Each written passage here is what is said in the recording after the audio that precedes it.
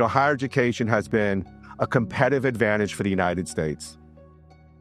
It has helped the United States advance in the research it creates, and I think it continued to do so in the future. It needs to continue to make sharp decisions, plan for where we are today, and position higher education for a changing, evolving world, a competitive world for the next generation and the next century. When people talk about leadership, they often focus on decisiveness as a key attribute, on the ability to choose quickly and move forward. But every so often, you meet someone who builds their entire philosophy on a different instinct.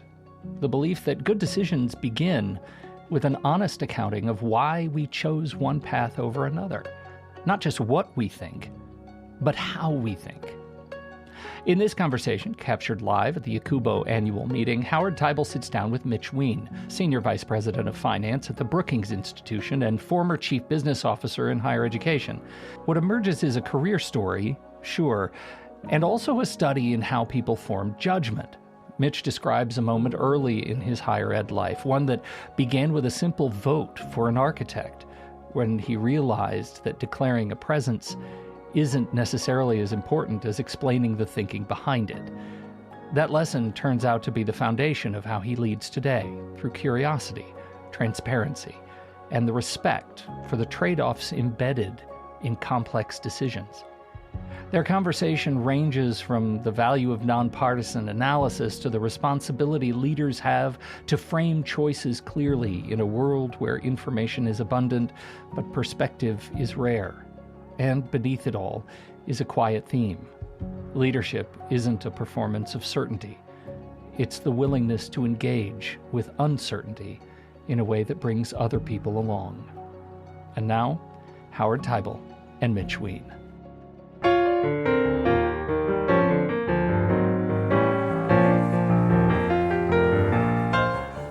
Thank you, Pete. Welcome, Mitch. Thank you, Howard. So nice to be Great talking to with see you today. you. You look great. Thank you. You're kind. So, all right, we're going to do a quick, completely irrelevant, but fun question. You ready for this one? Yes. If you could have one superpower for one day, actually, I have mine. What would it be? But what would yours be? Mine's boring. What comes to mind? Really? So I'm interested. What would your superpower be? You want to buy yourself a little time. Yes, I do. Flying. I've always wanted to be, I want to be able to fly. I have dreams Sure. about flying sometimes. A superpower that I would probably appreciate for the day, and also then regret that I asked for this one. So probably struggling with the answer, but really knowing what's in people's minds and hearts. Really, so kind of seeing into, is there something else that they really want to share, and they're too cautious to share it, or that what's their motivation? I'd like to know and have a really candid conversation, know what's in their heart, what's in their mind, and look into that and have yeah. That's a thoughtful response. That would scare me. I don't want to know what people are really thinking. I'd rather guess and be wrong. So what I said a moment ago is you're exactly right. I would like that and you were kind to say only for a day. And I admitted up front that I'd regret it, because half the time, I think I really also appreciate people do have a filter. They are careful. They are appropriate talking with colleagues. They are appropriate talking to others. And they do respect someone else's feelings and emotions and perspectives. And sometimes I learned from a prior conversation. So I would like that superpower for all the right reasons. I'd also regret it as soon as I had it. Nice. That's love it. All right. But I got one more now. Okay. Which we've been asking each podcast guest. If you could time travel to any time, forward or back, where and when would you go? There's individual events that I would love to have the opportunity to be part of a conversation with or meet the person. So, of course, an Abraham Lincoln would be hard not to really understand the incredible challenges that he had, how he managed them, learning more about the person. How would I not really enjoy and be inspired by that person and the leadership that he led our nation through a very, very challenging time. Though I don't know that I would go to a different time, right? That would be a really important, interesting conversation to me, incredibly inspirational, I'm sure, and probably really bring back to me, to today's age, life lessons that I can learn from an Abraham Lincoln. Totally. Of course, right? But I don't know that I would go into the future and see what happens. I'm invigorated about today, the challenges we have today, the opportunities today, and I don't want to necessarily go back and relive the past, because there's decisions I've made that I'm very happy with, decisions that I made that I would redo, and that's part of who I am today. And I probably would stay where I am today and be excited about the future and be built on the foundation that has brought me here. My time in history is so much more boring than yours. What would you have selected? The dinosaurs. Okay. And it's so much less intellectual than your response, but that's mine. I probably would enjoy seeing the size and the event itself. That's However, me. Yeah. being in the shape that I'm in today, if it was only for a day, because I don't think I would survive more than a You day. would not make it. I would be the first humans to not survive. I love it.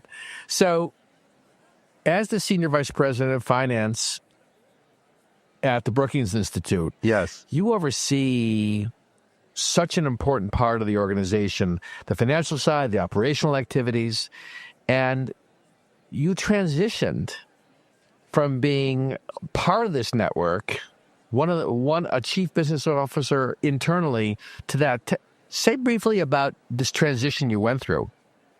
When the opportunity was first presented to me, very well situated at Haverford, and really enjoyed the opportunities that the college provided to me, and the success that the institution had, and the team that I got to work with, and the leadership and the board. Really enjoyed that. But one conversation led to the next at Brookings.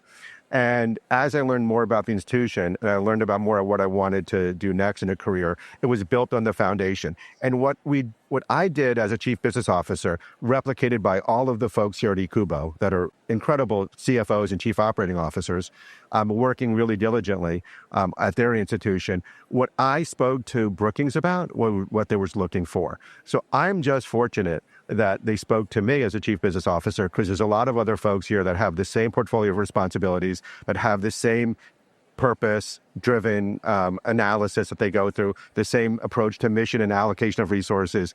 And what Brookings was looking for at the time was a chief business officer role that had the breadth and scope of the responsibilities that I had at the institution, and connecting the allocation of resources, the mission-driven focus that for its next era and its next strategic plan. And that was exciting to me. Of course, the work that Brookings does was known to me in advance. The research, the reputation that it has, the foundation that I was coming into that already was in existence was very exciting. The people that I got to speak to were all inspiring. The work that they were so excited to be part of was all part of what attracted to me.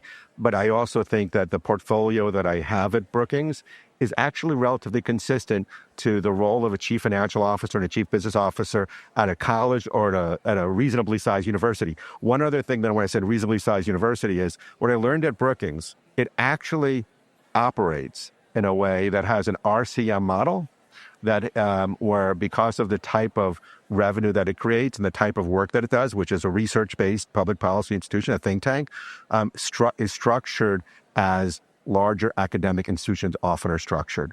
So that was an interesting dichotomy of the size that a think tank is, a relatively larger one, but small relative to college universities, that it was structured in a way that took some of the advantages of that model to be applicable to a think tank. So the nature of your work really is about serving all of what Brookings offers, which is both higher ed, industry, all kinds of industries. That's correct, isn't it? Yes, and I think a lot of what we do is, when we think about what Brookings tries to do, and works very hard to do, is create data-driven, evidence-based research that advances the public policy debate and creates great analysis, new research that is impactful to society.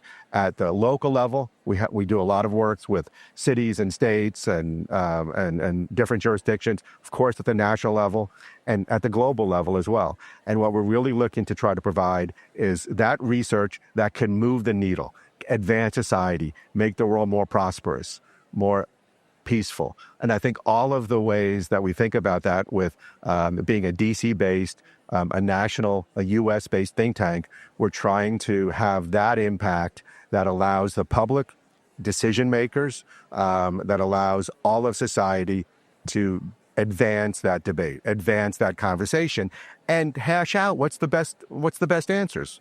Put that data, that research in front of folks and let them understand it, talk about it, and then solve problems that we have today. You were at Lafayette, you were then at Haverford, and then you made this pivot to a place that really would benefit from the skills you bring in that finance operations oversight. Yes. It's one thing to have that lens as an internal person. You're living a chief business officer as part of a university, a college, and then you're an observer of that from the outside.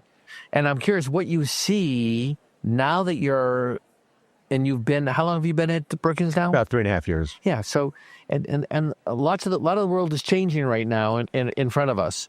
But I'm curious, the lens that you have now as an outsider, how is that different than the lens that you had when you were in it? I'm a huge fan of higher education.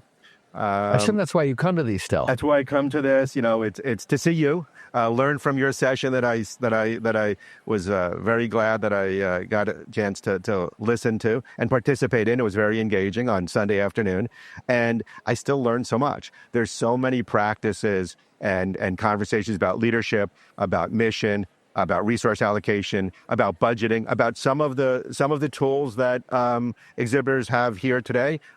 Brookings uses also, right? We have a rating from the rating agency across the hall here, and we use the software from the partner two doors down. In any event, so there's a lot of similarity to Brookings and to higher education, how things work. As an observer, though, to answer your question of higher education, reading the press and watching the news, I understand the challenges that come from a lot of different vectors in higher education today. Some of them are newer to the industry. Some of them continue about some of the business model questions, about the value proposition, some of the things about the perception of higher education. I remain a staunch supporter of higher education, that I think it continues to be, when executed well, a strong opportunity for mobility, for a learned population, for additional conversation, to do a lot of the work that Brookings does as well. I don't know firsthand what it's like and some of the challenges I had in the last year to be actually on the campus, right? To be in that executive leadership room, to be in that cabinet and make those trade-offs or balances. So I won't suppose that I know what it would be like to have that conversation. I think, though, long term, higher education will continue to need to, which I think we did when I was there, sharpen what it does. What came out of the Great Recession, I think, is that we recognized that to be the best institution that you can be and deliver the best academic program, the best student experience, the best community support, all of the challenges that you want to provide, all the things that you want to provide to your students and to your constituencies, is to be the best institution you could be. And if another school, it used to be a generation ago, if another school had this program too, you would want to have it too. If they had this amenity and this student union attribute, you would want to have that too, to be competitive. I think what the Great Recession taught us in higher education is that if someone else is doing something down the road, that's great. And that gives students and families an opportunity to pick and choose between different types of institutions that is best for them. It allowed institutions to say, we can't be all things to all people, so we're going to be really good at this. Good at what we can do. Good at what we can do. Compared to what trying to be all things to all people. Exactly. Yeah. And a sharper focus, a sharper mission, being expert in what you do, excellent in what you do, delivering great value. And I think the public perception that needs to continue to be addressed is the value. Is it worth it? Is the time worth it? The cost worth it? And I think the more that higher education continues to focus on continuing that question, the better off it'll be, because it does deliver good value, but it continues to be sharp on that and recognize that that's a question that we have to address as a society. A lot of the work that we do is around leadership development. Yes. And I'm curious, when you think about the kinds of qualities, and I would imagine even people that you're cultivating as leaders within your organization, what do you see as some of the core leadership competencies you want to see others build around you in terms of, the people that you're mentoring, the experiences you've had over the years, in terms of what does it mean to be a good leader these days? Who do we aspire to be like? And I would say for me personally, I'm looking for people to take a stand, but to do it in a way that is also inclusive of others. And this is so difficult today, where people don't feel that they can say and speak their mind. This is such a unique opportunity for people to learn how to step up, but also not to find themselves in a position where they're misunderstood, where they're being called, a conservative or a liberal or a progressive, but that you can still share your point of view and have it be okay. We work really hard, as I mentioned, at Brookings. It's independent, it's nonpartisan, and we really appreciate a healthy debate. And really appreciate it's part of the very culture that you're going to present ideas. Good ideas will, rise to the top, but the healthy debate, the diversity of opinions, the diversity of concepts, the diversity of approaches ordinarily and necessarily makes the outcome better. And I think in part, what I recognize, this is going back even before higher education, where I worked in the private sector and I did public finance investment banking with not-for-profits, largely college universities and some other not-for-profits, is that we would go back and focus on a particular idea that we think would save our client, college university, a few basis points. We would raise capital more cost effectively. We would add something that would give them some competitive advantage, help them achieve their mission, help them achieve their goals. And then what we would do, if we're doing it really well, which we've tried really hard to do, is present a range of options. Here's a solution. Here's pros and cons. Here's risks. Which ones of these best accomplishes your goals for the short term and for the long term? So we had a very long-term focus also recognizing that to add real value, it wasn't transactional, it was to help support their goal. So what I brought with me today is recognizing that when we're looking at opportunities and challenges working at a not-for-profit, how do we make our business model stronger to help achieve that mission? And what we recognize is there may not be a single answer to that outcome. There's trade-offs. And within Brookings, which has an exceptional economic studies program and lots of other economists that are part of our senior fellows, is understanding the trade-offs, the pros and cons, the give and take of that conversation is really important. It's here's an option, here's another option, here's the advantages, disadvantages, which one works best for us today? A short-term focus with a long-term mindset, right? So I think in part, I learned that the earliest days, there's often not a single answer. And when you've seen even some of our exceptional research that comes out of Brookings, it's data-driven and evidence-based, which allows us to use the best information that we have anywhere and suggest proposals. But often there are, in that same piece of research, and I encourage everybody to go to the brookings.edu website, and it's available information. Part of what we want to do is make all of this public policy research available. You can go and do so and go and pull down what you're looking for and what's of interest to you and read more about it. And usually, often the research, it talks a lot about here's the impacts it has, here's the pluses and minuses, the pros and cons, and the analysis of why they're doing this. And it's very thoughtful, very methodical, but it talks about all of the evidence that went into that. Yeah. So you can make your own decision. It's intentionally nonpartisan. Intentionally nonpartisan. So that people can learn and then make their own decisions. Absolutely. And, yes. And to me, that also is missing a lot also in our reporting, because most of us get our access when we turn on cable news. And I'll tell you, one of the things I've discovered is rather than, I do read the New York Times, I occasionally read the Wall Street Journal, but I read the Financial Times. And I read it because it's an international perspective of the United States. And I get more of a factual view of what's going on. Brookings, like the Chronicle of higher ed. I mean, when I think about who I'd be encouraging people to really read around what's going on in higher ed, it would be the Chronicle and Brookings. Inside Higher Ed's out there, they're doing a great job too.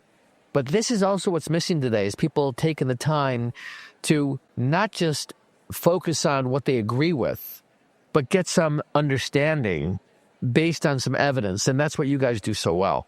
Thank you for saying that. And then I agree. I'm obviously a big fan of where I work. I would also say that the evidence, it's usually not just a conclusion. They build up to what's there. They show that new groundbreaking research, pull from the really interesting minds from across the spectrum and create that research. All right, so I'm going to ask you to brag about yourself. You ready for this? Sure. You ready to brag? What are you proud of about something that in your higher ed career that you were part of or did? It doesn't have to be a tangible thing, but just, how many years were you a higher education chief business officer? How many years? 15 years. 15 years. And now you're 3 years at Brookings? Yes. Also, what are you proud of what's happening at Brookings? Combination of the two things. Really go for it now. I want you to really brag. It's a funny story that I really appreciate, and it spoke to me about what I could learn. I take this with me now everywhere. And when I speak to folks at Brookings, and we're thinking about our strategic plan right now, and we're thinking about the operational aspects, and a lot of the areas that I work most directly with are very operational. To do that well, and we have a long list of things that we'd like to do. I joke that we have more good ideas than we have resources, so we have to prioritize those. What's going to move the needle the most? And why should we do those? And what I ask when I speak to some of our exceptional directors and folks that work with me is, here's all the things that we can make better. Streamline this process, make it more cost effective, remove this burden, reduce risk, all critical things. And those are really important to-dos. And then I say to them, why these? How does it bundle together? How does this become thematic? How does it advance what we're trying to do as an institution, right? There's a long list of things to do. What are we going to prioritize? And I think that conversation, because they're so smart and they're so diligent about things, I said, I want to learn from you why. I want to learn from you why we're picking those things. And then together, part of my job is connecting the operational to the strategic and communicating to them as a translator of the strategic goals that we have in a transparent way to the operational. So they're more engaged. There was one of my first days or week at Haverford College. The institution is picking an architect. And we went through an interview process. And after the 3 or 4 finalist architects made their presentations to a committee that included students, very transparent process, very engaged process of the folks there. I was new to the institution, and they said, who do we think we should pick? And we're sitting around a U, and I was at one end of the U, and I said, well, I'll start. And I said, I vote for architect A. And the provost at the time, who later became the president, whispered to me, not to embarrass his new colleague, we don't vote here. We're a Quaker institution. It's a consensus-based decision-making. And what I learned from that is not that we don't vote here, but you saying I pick A doesn't give me enough, Mitch. I want to know why A. I want to know what you liked about them. I want to learn from your perspectives. I want to learn from what you were excited to hear them say. What did you might not like about someone else who would work with us better? Voting for A doesn't inform us enough about what I could learn from you and why we want to do that. And I think I took that to heart. So now when I'm talking to strategic planning folks in our cross-institution, I said, why these? How are they thematically moving us? How are they connected? We have a limitation of resources. We have a limitation on bandwidth. Why are we picking these and how are they going to advance the institution? So I learned not just to say, what would you do? Why are we doing that? And what are the alternatives to that? And I really engage in the conversation. What do you think that produces by doing that for them and even an outcome? I think a couple of things. It actually is selfish to me, so I learn from them. It's also good for them when we talk about them, that I'm inquisitive. I would say, okay, you've spoke about this. That actually has other impacts downstream. That they might not even see. May not even see. And the deeper they dig into it themselves, they come up with other ramifications. Say, oh, not shoot. Oh, this may impact development. This may impact communications. This may impact our research programs. This may impact the facility. This may impact X, Y, or Z. This may be really good short term, but what about the long-term issues? So it really gets us to think more wholesomely about what we're doing and why. What are your hopes for higher education? You care so deeply about it. You choose to come to this. You have friends, you have colleagues that it's like coming back to family in some ways. What do you hope for this industry and for EACUBO? Years and years ago, when I was in the private sector that I mentioned, my firm, Finance Institution, was a business partner. And I got to make very long-term relationships and got to see how people are dedicated to higher education, dedicated to education, dedicated to helping society and the public good, helping students, helping their not-for-profit institutions. And that created such long-term relationships that I still value. And still in where I am today, the friendships that I continue to have are real, and I learn from them every day. I learn from your session. I learn from bumping into people here. And every time you go to this, the personal interaction that you have in EACUBO is so valuable that while I recognize the values of the hybrid environment today, the interpersonal, the connection that you have can't be replaced so easily.